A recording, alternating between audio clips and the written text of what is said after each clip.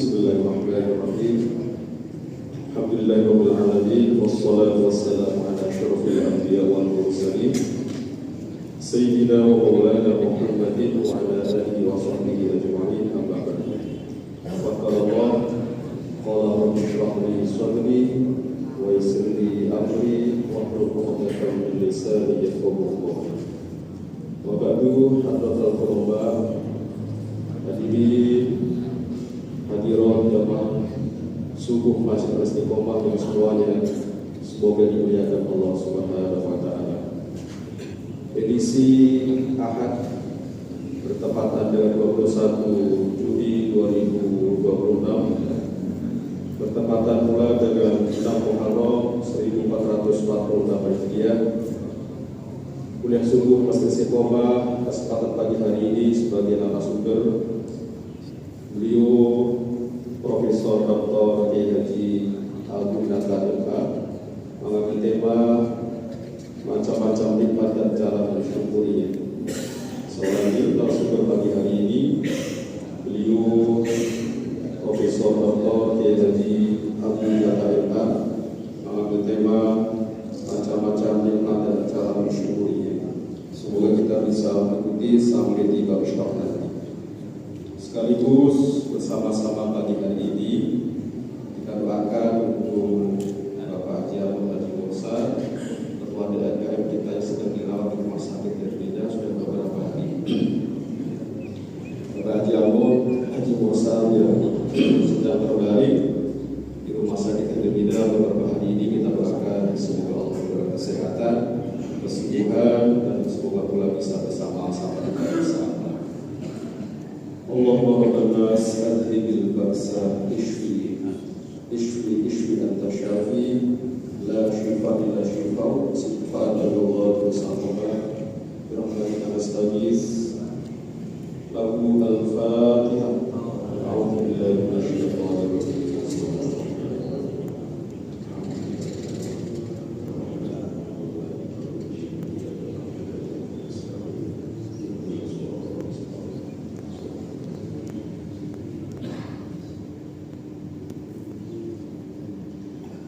Selanjutnya Bapak-Bapak, Ibu-Ibu yang ingin berpartisipasi dalam konsumsi subuh bisa mendaftarkan kepada Bapak Jody atau kepada pengurus yang lainnya.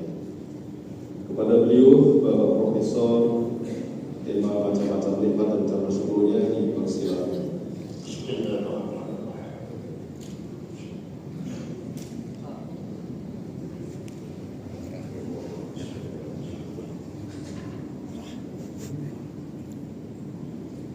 Assalamualaikum warahmatullahi wabarakatuh. Alhamdulillah alladzi an'ama 'alaina ni'aman katsirah hatta nastati'a najtami' fi hadzal masjid litta'limi al-ulum wad dirasah was-saqafah wal hadarah. Wassalatu wassalamu ala Rasulillah wa ala alihi wa sahbihi wa man tabi'ahu ila yaumil liqa'i. Amma ba'du. Qala Allah ta'ala fi kitabil karim wa billahi minasyaitonir rajim. Bismillahirrahmanirrahim. Wa in ta'uddu ni'matallahi la tuhsuha innallaha ghafurur rahim. Sadaqallahul azim. Para alim ulama, para hujjaj, para asatidz, baik ibu-ibu, bapak-bapak, hadirin sekalian. Alhamdulillah wa syukurillah, kita panjatkan kepada Allah Subhanahu wa taala dan berselawat kepada Nabi besar Muhammad sallallahu alaihi wasallam. Allahumma shalli ala sayyidina Muhammad wa ala ali sayyidina Muhammad. Selanjutnya kita berharap mudah-mudahan doa kita dikabul Allah Subhanahu wa taala, khususnya untuk pengurus masjid yaitu Bapak Haji Amun yang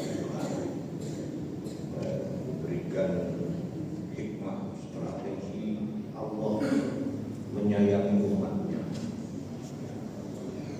Di antara cara Allah menyayangi umatnya, di mana Allah menyuruh kita bersyukur. Bersyukur. Karena orang bersyukur itu pertama akan bahagia. Jadi bukan hanya dikasih rezeki, dikasih penyakit pun selalu bersyukur. Karena ada baik rezeki mau penyakit, dia yakin ada hikmahnya. Ada hikmahnya. Jadi selalu bersyukur. Yang kedua, orang yang bersyukur itu selalu optimis. Karena ketika dia memberikan mensyukuri nikmat Allah dengan berbagi pada orang lain, dia yakin enggak akan habis rezekinya itu. Itu janji Allah dalam surat Ibrahim ayat 7, wa in ta'uqaba la in syakartum la azidannakum. Dia yakin orang bersyukur akan ditambah. Karena itu tidak ada dalam sejarah orang yang berbagi, yang berinfak itu miskin, tidak pernah ada itu. Saya pernah coba itu kendaraan telusuri guru-guru saya semua, tidak temu satu-satu. Karena saya walaupun ustadz nggak mau dibilang ustadz nyuruh doang, nggak mau Pak. Ya saya walaupun ustadz ada kotak amal lewat itu saya ngasih Pak. Karena nyari contoh gitu. Ini bersyukur pada Allah Subhanahu wa taala. Lalu orang bersyukur itu menjadi tawadhu, menjadi rendah hati. Karena dia sadar apa yang diterima, apa yang itu semua dari Allah Subhanahu wa taala. Lalu nikmat itu sendiri apa sebenarnya? Saya baca tadi dalam Mu'jam Al-Mufradat karangan Ar-Raghib Al-Asfahani. Nikmat itu sebenarnya adalah al-hal, al-hasanah, al-hal, al-hasanah. Al-hal, al-hasanah itu artinya keadaan yang baik. Keadaan yang baik itu adalah nikmat. Kita makan enak nikmat, badan enak nikmat. Ya, kemudian itu sehari-hari ada itu nikmat. Berjalan nikmat, duduk nikmat, itu semua adalah nikmat al-halal al-hasanah. Lalu mensyukuri Allah, syukur itu apa? Juga dalam Ar-Raghib Al-Asfahani dikatakan, dan juga dalam Ar-Risalah Al-Syariah fi ilmi tasawuf dikatakan adalah menggambarkan nikmat al-muhsin. Al-muhsin itu adalah zat Allah yang telah berbuat baik. Coba digambarkan dalam hati, digambarkan dalam pikiran, lalu diucapkan dalam lisan. Ucapannya kita bilang alhamdulillah, dan dipraktekkan dalam perbuatan. Nah, kalau bisa ucapannya itu coba baca surat Al-Ahqaf surat 64 ayat 14. Rabbi auzi'ni an ashkura. Udah bisa belum nih doa bersyukur? Jangan-jangan belum bisa, mesti diajarin Pak Ustaz. Ajarin doa bersyukur. Lihat Al-Ahqaf surat 64 ayat 14. Rabbi auzi'ni an ashkura nikmataka allati an'amta alayya wa ala walidayya wa an a'mala shalihan wa aslih li fi dzurriyyati inni tubtu ilaika wa inni minal muslimin. Awas Pak, jangan nggak hafal gitu. Ini Bapak lagi ngobrol apa nih Pak? Tolong perhatiin Pak, nggak menghormati orang itu. Saya ngomong serius ya. Nggak boleh Pak, etika di majelis ngobrol nggak boleh. Ya, saya ingatkan. Jadi ada etikanya di majelis itu nggak boleh ngobrol. Ada semua ini. Kalau di luar negeri itu bisa diusir. Itu di majelis nggak boleh. Karena saya menyiapkan nggak mau ngajar ini ratusan buku saya baca Pak. Bukan 1-2 buku Pak. Saya mau tampil di sini ratusan buku saya baca, ratusan kitab. Ya, masya Allah saya punya 7.000 kitab Pak. 7.000 kitab saya 18 lemari.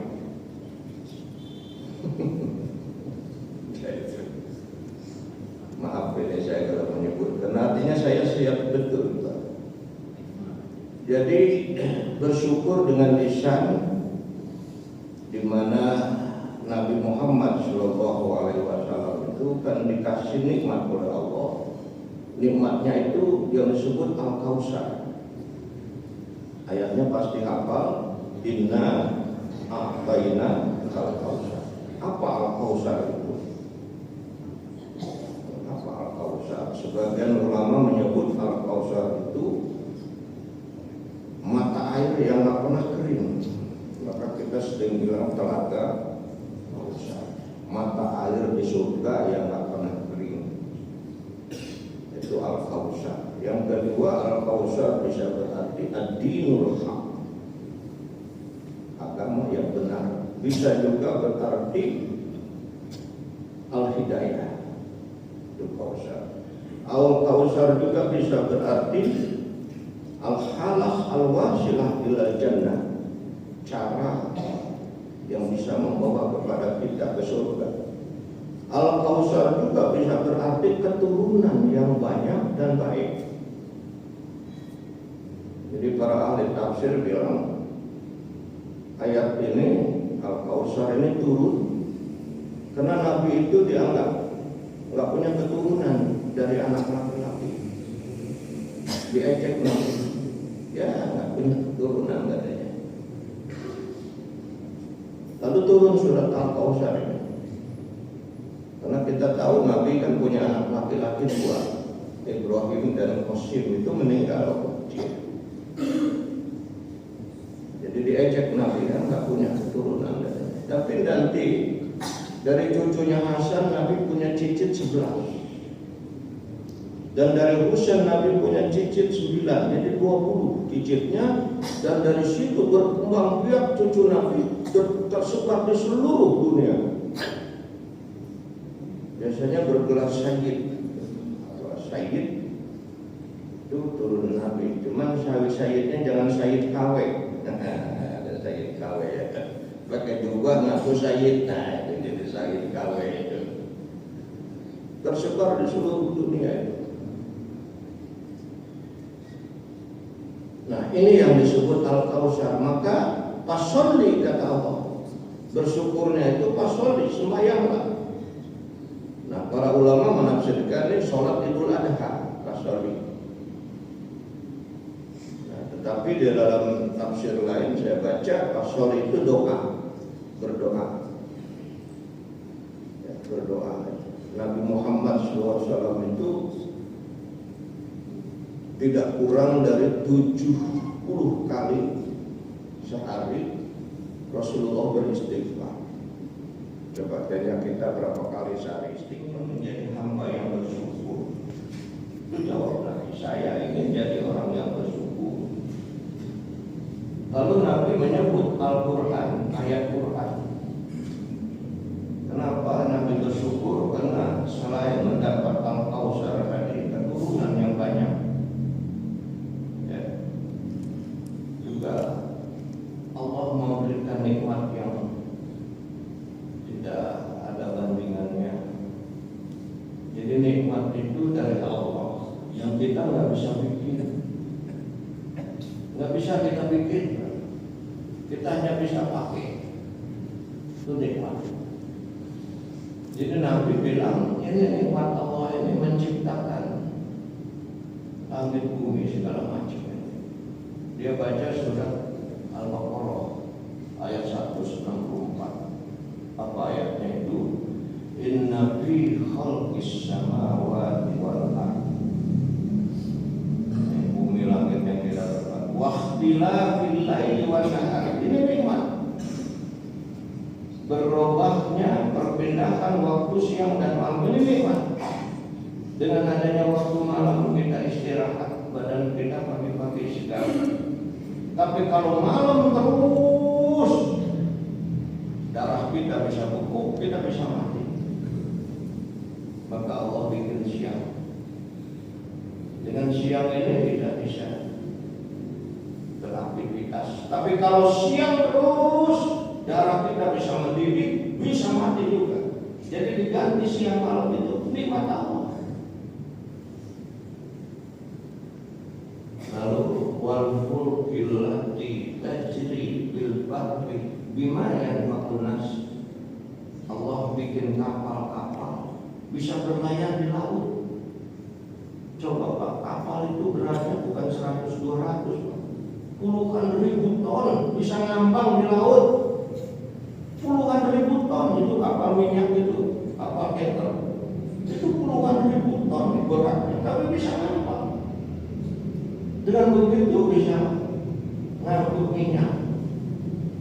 Tapi kemarin minyaknya dihambat karena perang Iran sama Amerika ya, lewat Selat Hormuz gitu ya.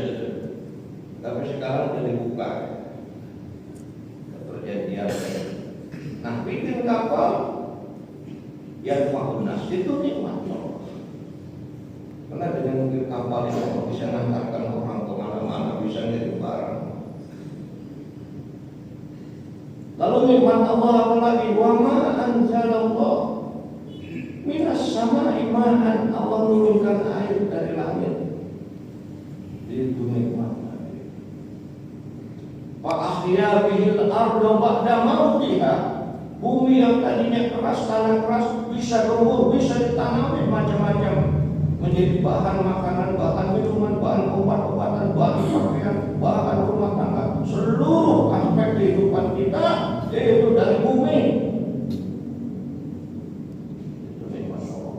Maka tadi saya mulai dengan surat An-Nahl 16 ayat 18. Wa in ta'uddu nikmatallah la tuhsuha. Kalau kau hitung nikmat Allah, enggak akan bisa. Enggak akan bisa. Fa ahya bihil aqwa basafiha min kulli dabba. Dengan tanaman rumput yang hijau yang tadi tersebar luas binatang ternak, kambing, sapi, kuda, segala macam, dan itu kita perlukan. Dagingnya kita perlukan, kulitnya kita perlukan, tulangnya kita perlukan, sampai kotorannya kita perlukan. Coba kambing Pak, nggak ada yang buang Pak semuanya, nggak ada. Kulitnya bisa bikin kulit beduk, ya kan? Dagingnya apalagi bikin sate, ya. Bulunya bisa bikin baju wol, bulunya Pak. Kalau di Australia saya lihat tuh ada industri yang khusus bikin baju wol dari bulu kambing, ya kan? Tanduknya, nah, bikin sisir. Kotorannya, wah, bisa dijual Pak. Nikmat Allah. Enggak kehitung ini. Diwabat tabiha, watasrifir riyah, bersemilirnya angin. Ini kita di sini nih Pak, ini oksigen Allah. Ini ada oksigen. Kalau oksigen ini kotor mati kita Pak. 15 detik saja ini kotor, mati kita Pak. Ini tasrif ya. Tetapi angin itu oleh Allah diurai semilir. Tapi kalau angin disatukan, dalam bahasa Arab namanya riyah. Wah, itu bahaya. Badai namanya. Ini nikmat Allah. Wa tasrif riyah, wasahab, awan. Coba kita kalau jalan panas ada awan. Nah, awan ini menjadi bahan hujan. Ayat dari kaum yaqilu itu menjadi bahan penelitian para ahli. Jadi ini Nabi menyebut ayat 160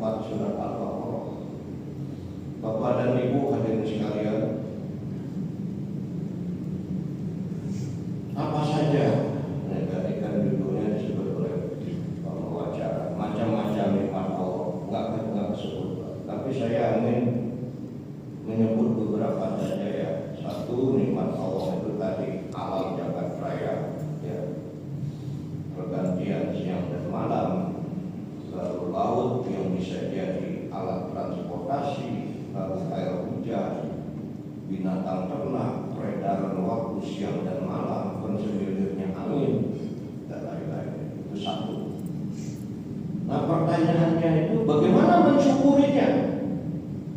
Nikmat itu ya secara umum manfaatkan, tapi secara seimbang, jangan berlebihan. Itu satu. Jadi ini secara seimbang. Jadi alam jagat raya ini bukan nggak boleh dimanfaatkan, boleh, tapi seimbang. Jadi misalnya hutan ditebang, tapi sebelum ditebang udah tanam dulu, Pak. Ya, saya pernah lihat tuh, pernah perjalanan saya dari Amsterdam ke Prancis, itu saya lihat banyak pohon-pohon pinus itu ditanam di sekitar daerah di pegunungan Prancis itu. Itu saya lihat kalau ini pohon udah ditebang, ini penggantinya udah jadi dulu kira-kira 10 meter, 10 meter jadi baru ini ditebang. Pas ini ditebang ini udah jadi. Begitu cara orang. Jadi nggak ditebangin gundul semua. Sebelum ditebang ininya udah ganti. Misalnya kita nanam kelapa nih, pohon kelapa yang tinggi mau kita tebang, tapi ini udah jadi dulu nih. Kira-kira 10 meter, nah baru ini ditebang. Begitu caranya. Nah, kita kemarin baru menyaksikan rencana keuangan dan administrasi. Saya tata itu kampus itu. Saya tanamin pohon-pohon yang nggak boleh ada buahnya. Nggak boleh ada buahnya. Kenapa? Kalau ada buahnya itu nanti buahnya jatuh jadi kotor. Yang kedua orang tergoda masuk ke situ. Ini nggak boleh. Tapi saya tanamin pohon-pohon yang ada buahnya, tapi buahnya itu senang dimakan burung. Makan burung itu. Jadi pohon matoa, pohon tanjung, itu saya tanamin itu. Nanti jam 5:30 burung ketilang sudah masuk. Jadi saya nyemot panen burung Pak di situ. Jadi nggak perlu beli burung, tapi tanam pohon yang burung datang. Kita kan suka melihara burung di kandang, burungnya di penjara sama kita nggak usah Pak. Nanam aja pohon apa, itu burung pasti datang Pak. Nggak usah nempanin, kita datang sendiri. Nah kalau saya rumah saya di Pamulang tuh ada burung ketilang, ada pohon rambutan, burung ketilang, ada burung jarak, ada tupai, bahkan ada yang serem juga Pak. Ini apa nih Pak Sofian namanya? Yang suka makan ayam, musang. Waduh, saya bilang ini saya nggak usah melihara burung, ini datang semua itu. Nah jadi semua ini bertasbih pada Allah. Yusabbihulillah ma fis sama. Itu cara bersyukurnya. Dan kalau kita nanam pohon, jangan dibiarin. Pohon juga butuh makan. Tanam kembang itu dia butuh makan, butuh air, butuh pupuk. Jangan naruh kembang dibiarin aja nggak dipupuk. Boleh kasih pupuk, disiram. Nyiramnya juga jangan sekali seember digubrak itu mati dia. Siram pelan-pelan. Kalau perlu baca sambil baca sholawat. Allahumma sholli ala. Itu pernah ada penelitian petani di satu daerah, dia punya kebun, terus di situ dia bikin musola kecil, pagi-pagi nyiram, itu baca sholawat. Itu ternyata buahnya beda yang nggak pakai sholawat. Beda. Itu udah ada penelitian. Kita siram tanaman itu punya jiwa tumbuh-tumbuhan, itu punya namanya kata Ibnu Sina, jiwa al-ghaziyah, al-munmiyah, al-mu'allidah. Al-wajiyah itu makan, al-mumiyah tumbuh, al-mu'allidah itu bisa berkembang biak.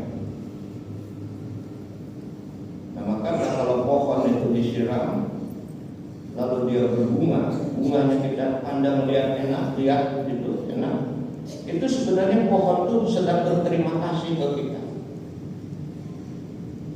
Dan ngomongnya pakai bahasa Inggris, thank you very much for your attention. Thank you very much for your attention. Terima kasih atas perhatianmu. Jadi kembangnya itu bagus, buahnya lebat. Itu tanda pohon itu terima kasih kepada kita. Begitu cara merawat alam. Simak, bukan nggak boleh tebang, boleh. Kalau nggak ditebang ya kita mau makan apa? Padi apa boleh. Tapi harus seimbang. Kalau tidak seimbang, lalu itu harus dibangun ekosistem. Ekosistem itu satu keterkaitan. Jadi kalau habis panen itu ada belalang. Belalang itu diperlukan oleh kodok. Ini ekosistem. Belalang itu makanan kodok. Kodok makanan ular. Ular makanan biawak. Itu ekosistem. Jangan dibunuh itu, Pak. Kalau kodok dibunuh, belalang akan merajalela. Dan saya pernah baca itu di Thailand, ribuan hektar dalam waktu beberapa jam habis semua oleh belalang. Kenapa? Karena ekosistem terganggu. Ada bagian yang terganggu apa? Kodok yang dibunuh. Kodok dibunuh, belalang merajalela. Namanya ini ekosistem. Saling terkait, saling berhubungan. Ada dibunuh satu, ini menjadi ada keterputusan ekosistem. Jadi yang harus disyukuri itu alam, angin dipelihara ya. Saya baca itu udara kita di Indonesia itu, kalau nggak salah termasuk nomor 3 paling kotor di dunia. Jakarta itu, Jakarta itu termasuk paling kotor nomor 3 di dunia. Makanya sekarang mobil-mobil diganti sama listrik, kan nggak mengeluarkan. Nah, maka nggak kelihatan memang itu udara itu, padahal masya Allah kotornya itu. Nah ini harus kita jaga ya. Udara kita jaga, kebersihan, lingkungan kita jaga. Nah, saya kembali lagi waktu saya jadi wakil rektor itu harus bersih. Nggak boleh ada puntung rokok, nggak boleh tak satu pun. Saya cek sampai jam 5:30 saya udah keliling. Karena para karyawan juga suruh kebersihan nggak ngerti, Pak. Karyawan diangkat itu satu mennya manusianya, 2 metodenya, caranya, 3 maninya, biayanya, 4 baru peralatannya.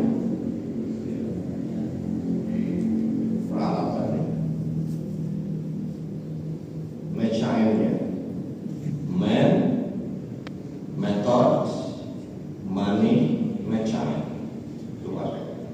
Man itu orangnya, metode caranya, baru biayanya, money, baru teknologinya.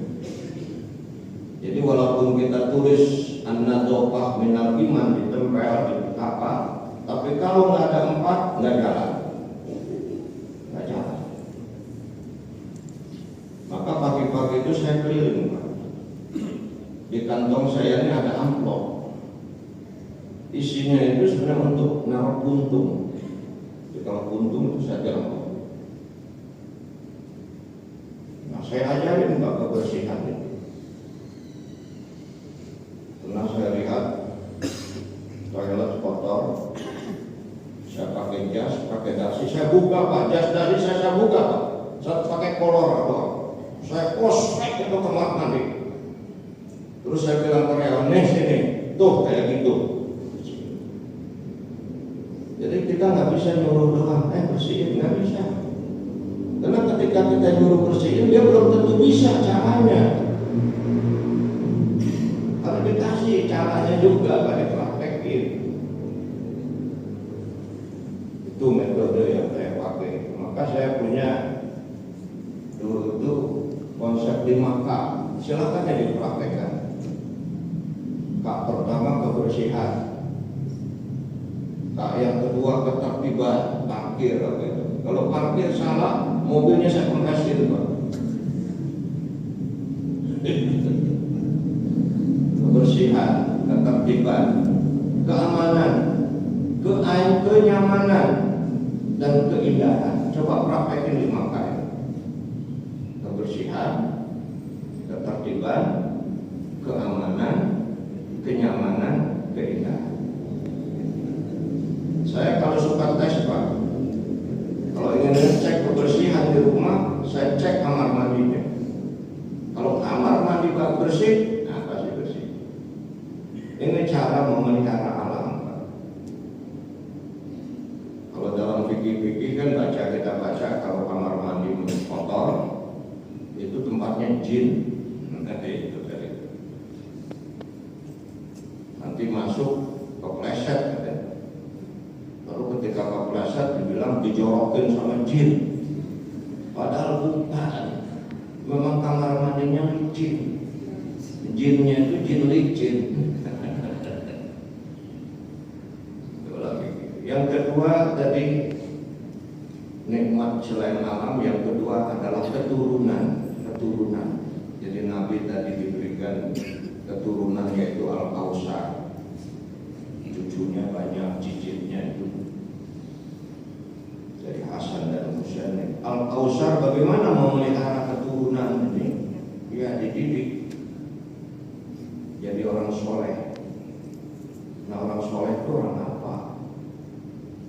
Ya kalau kita kan yang rajin sholat, yang bisa baca Quran, yang hormat pada orang tua, yang tawadu, ya itu soleh.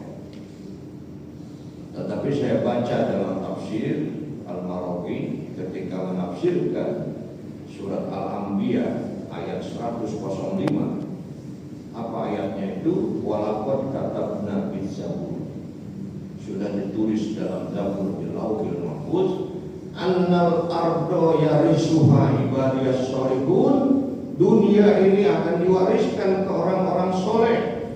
Siapa orang soleh itu? Menurut ayat itu satu, al-ulama al-mufakirin, ulama yang berpikir bagaimana memajukan masyarakat, bagaimana memecahkan masalah. Yang kedua, orang soleh itu disebut adalah para insinyur yang mahir. Masjid ini dibikin nama insinyur. Bisa bikin manusia dengan akalnya. Boleh jadi manusia gak punya sayap, tapi dengan akalnya manusia bisa bikin pesawat. Boleh jadi manusia tidak bisa kayak ikan, gak punya sirip, tapi dengan akalnya manusia bisa bikin kapal selam. Semua bisa dibikin. Ini orang soleh. Makanya pantas dia bisa mewarisi dunia, memimpin dunia. Yang ketiga, orang soleh itu disebutkan adalah para pegawai yang terlatih. Yang keempat, orang soleh itu adalah para tentara yang siap perang dan terlatih. Jadi arti soleh itu luas. Jadi didik anak kita menjadi orang soleh itu cara bersyukur. Ku anfusakum wa ahlikum naro, jaga dari api neraka anak kita. Adibu auladakum ala salasihi sholin, didiklah anakmu dengan hubbi nabiyikum, supaya anak kita mencontoh Nabi. Wa hubbi ahli baitihi, anak kita cinta sama anak keluarga, sama bapak, ibu, kakek, cinta. Wa qiraatul Qur'an, didik anak kita baca Quran. Habis maghrib baca Quran. Baca Quran itu walaupun nggak tahu artinya, itu tetap berpengaruh kepada jiwa kita. Yaitu menjadi orang yang tawadu, yang rendah hati, karena setiap baca Quran dia sedang berhadapan dengan ayat-ayat Allah. Itu petunjuk Nabi Muhammad SAW. Nah, kalau yang tidak demikian, tidak mau bersyukur, kata Allah, inna syani'aka wal abdar. Al-abdar itu disebutkan binatang yang buntutnya putus, ekornya putus, atau orang yang tidak punya keturunan, itu al-abdar. Dan para ulama mengartikan abdar itu orang yang sudah nggak diingat lagi sama orang, seperti orang kafir Quraisy, kan nggak pernah diingat lagi, karena dia orang yang membenci Nabi. Abdar dia, nggak ada lagi namanya disebut-sebut, kebaikannya itu apa aja nggak diingat lagi. Ini dua nikmat Allah, yang terbesar adalah keturunan, dan yang terbesar ini alam zakat raya. Satu lagi nikmat Allah Subhanahu wa taala yang diberikan adalah agama yang terbesar. Di dalam Al-Qur'an, wa anzalna ilaika dzikra litubayyina linnas. Allah menurunkan Al-Qur'an. Ini agama. Agama ini isinya adalah kepercayaan kepada Allah. Yang kedua tentang kitab suci. Yang ketiga tentang peribadatan. Yang keempat mengenai hal-hal yang sakral, yang suci, seperti tempat ibadah. Yang kelima, agama itu unsurnya adalah kepercayaan pada hari akhirat, kehidupan. Dengan agama manusia akan keluar dari zulumat. Dengan agama manusia akan keluar dari kesesatan. Dengan agama manusia akan lain kecuali seperti mencintai diri kita sendiri. Di dalam hadis Nabi ini, ibu-ibu, ada hadis Nabi, kalau seseorang masaknya, terus baunya kecium sama tetangga kita, maka yang kena bau ciumnya itu harus dikasih masakan kita. Caranya apa? Airnya dibanyakin. Airnya dibanyakin. Ya, misalnya bikin opor, kan wangi itu. Nah, tetangga kita yang dekat kecium tuh, kata Nabi harus dikasih. Harus dikasih dia. Caranya gimana? Dibanyakin airnya. Airnya dibanyakin. Jadi kita nggak boleh makan enak sendiri, tetangga kita cuma nyium wanginya doang, nggak boleh. Perbanyak Bu ya, kasih itu sampai mencintai yang lain itu. Kalau ini mau ke masjid, ini orang lewat sini, di sini ada comberan ini air, harus kita bersihin. Di situ banyak duri, kita bersihin juga ya. Karena ini dilewati sama bapak-bapak yang mau ke masjid. Begitu cara mencintainya. Nah, cara mencintai keluarga juga, saudara. Kalau dia bersalah harus dimaafin. Ya, dimaafkan, jangan sampai dia minta maaf dulu. Jangan. Kita akan bilang dia akan gimana mau saya maafin orang dia salah duluan gitu ya. Yang salah duluan harus minta maaf, bukan begitu. Yang salah itu belum minta maaf, maafin. Karena apa? Karena kalau mau minta maaf, mungkin dia nggak berani. Takut dia diapain gitu. Maka kita datangin dia. Nah, ini beberapa petunjuk-petunjuk dan praktek-praktek yang dilakukan. Satu lagi ini, karena waktunya ya, kita apa nikmat Allah yang berikutnya ini. Nikmat Allah yang berikutnya adalah ampunannya. Ya. Ampunan Allah itu nikmat. Summa afawna ankum min ba'di dzalikum la'allakum tashkurun. Di Al-Baqarah ayat 56. Summa afawna ankum min ba'di dzalikum la'allakum tashkurun. Nah, bagaimana cara mensyukuri ampunan Allah? Ya jangan diulangi dosa itu. Jangan diulangi dosa itu. Cara mensyukuri lainnya diikuti dengan perbuatan baik. Ada perubahan. Jadi bukan hanya maaf begitu, tapi ada perubahan sikap. Kenapa maaf itu? Maaf itu lega. Jadi kalau orang berdosa hanya kepada Allah, berdosa kepada istri, kepada anak, kepada mertua, itu orang yang nggak cerdas. Ya, bapak-bapak punya dosa sama istri, nggak minta maaf, itu orang nggak cerdas. Kenapa nggak cerdas? Karena nggak beruntung. Kenapa nggak beruntung? Kita dosa sama istri itu kita bikin susah. Ya, biasa pagi disediain kopi nggak ada.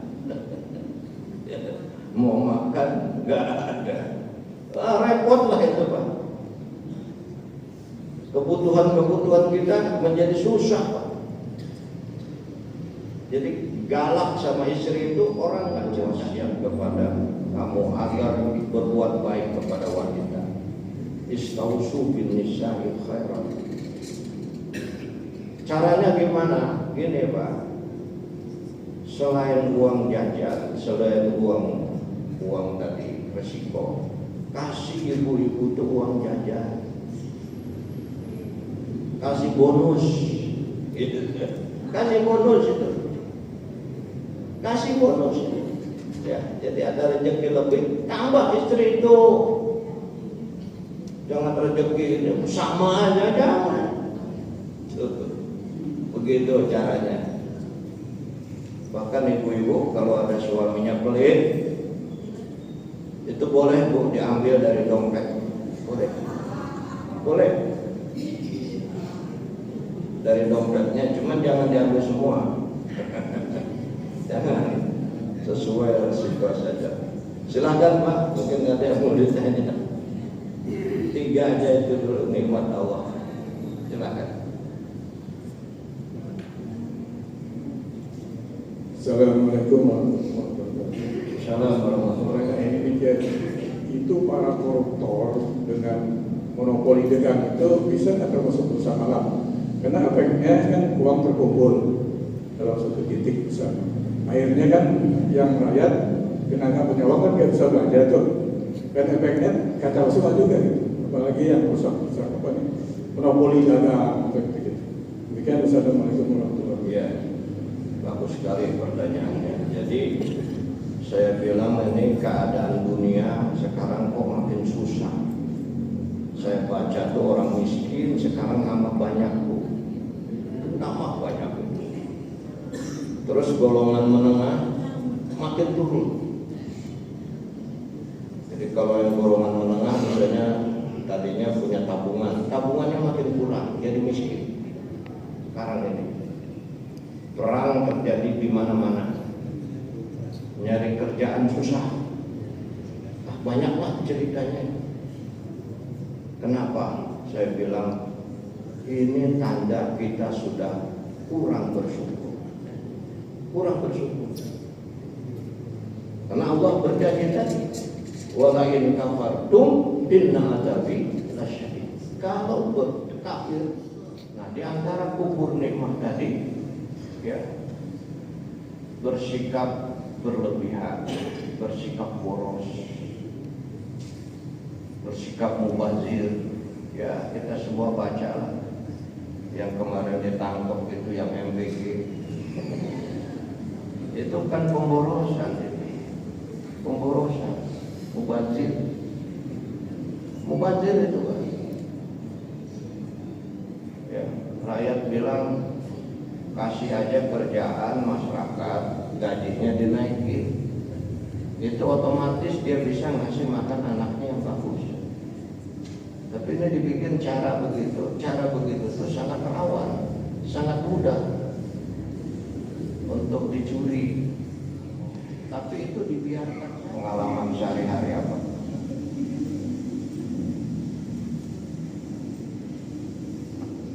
Ya, silakan.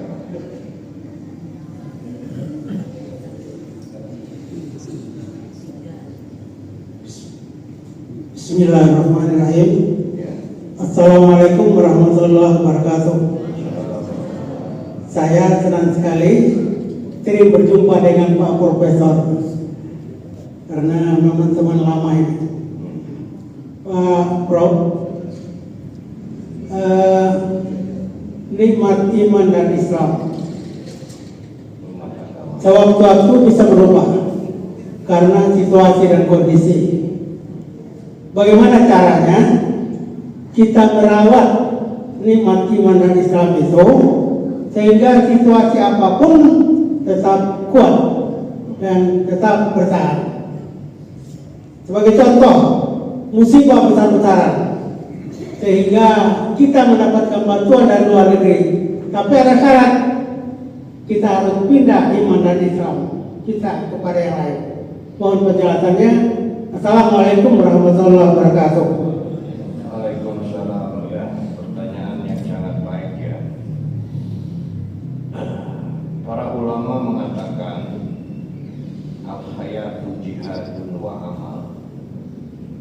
Hidup itu adalah berjihad dan beramal.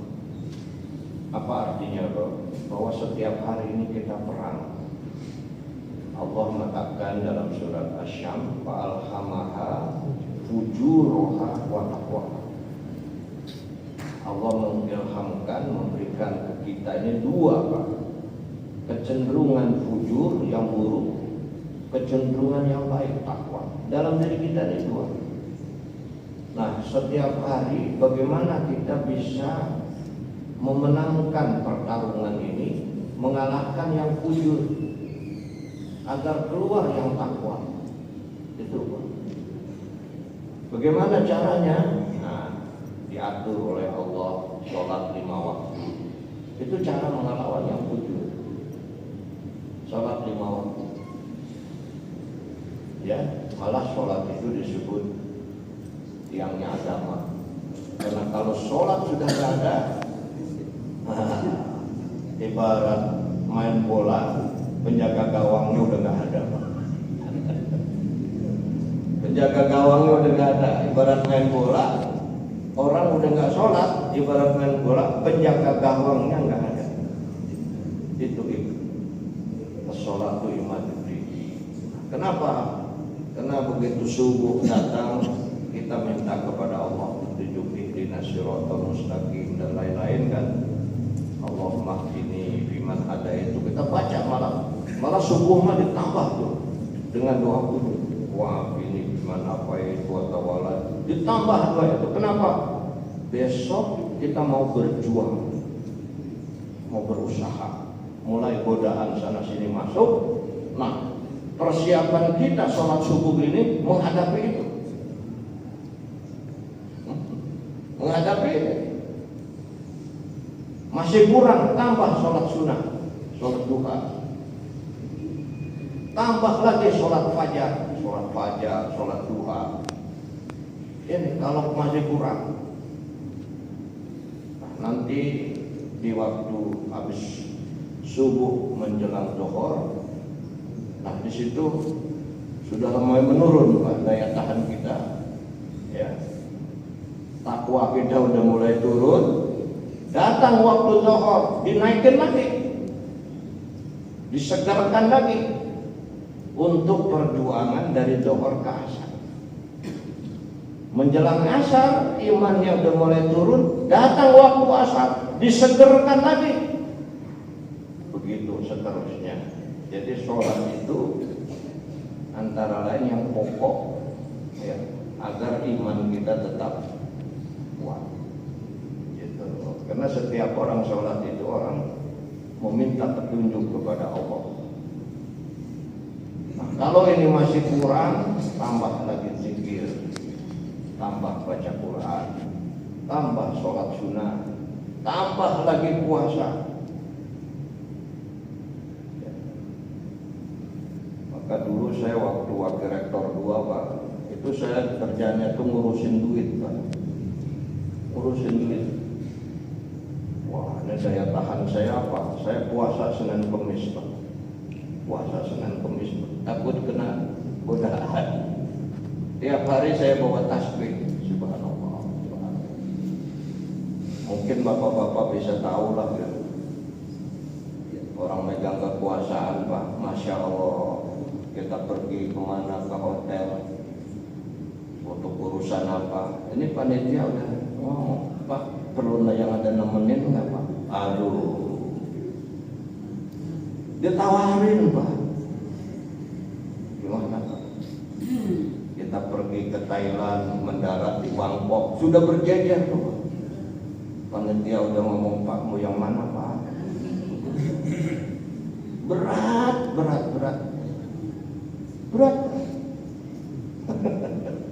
Berat itu sekali.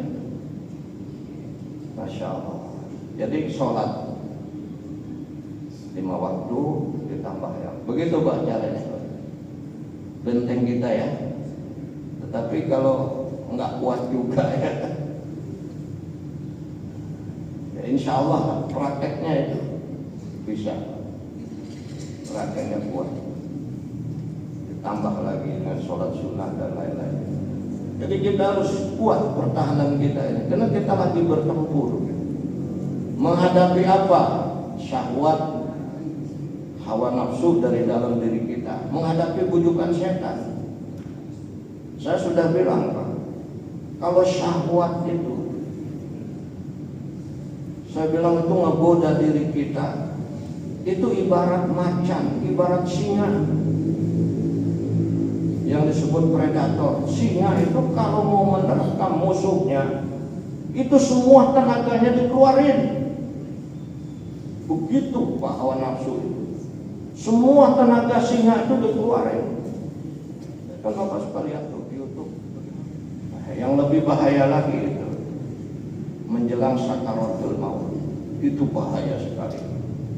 Setan menggoda menjelang sakaratul maut. Oke, masih ada? Silakan.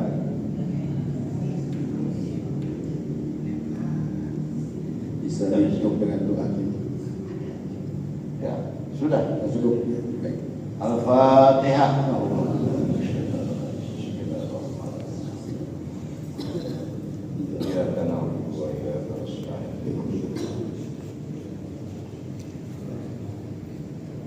Bismillahirrahmanirrahim. Hamdan syakirin, hamdan amin. Allahumma shalli ala Muhammad. Allahumma ighfir lana dhunubana wa liwalidina wa rabbana subhanahu. Allahumma ja'alna bil ilmi wal afiyah was salamah wal istiqamah wa haqqina bil iman wat taqwa wal istiqamah. Allahumma inna nas'aluka husnul khatimah wa a'udzu su'ul khatimah. Allahumma nawwir qulubana bi nuri hidayatika kama nawwartal ardha bi nuri syamsika abadan bi rahmatika ya arhamar rahimin. Walhamdulillahirabbil alamin. Sallallahu ala Muhammad sallallahu alaihi wasallam. Sallallahu ala Muhammad sallallahu alaihi wasallam. Sallallahu ala Muhammad.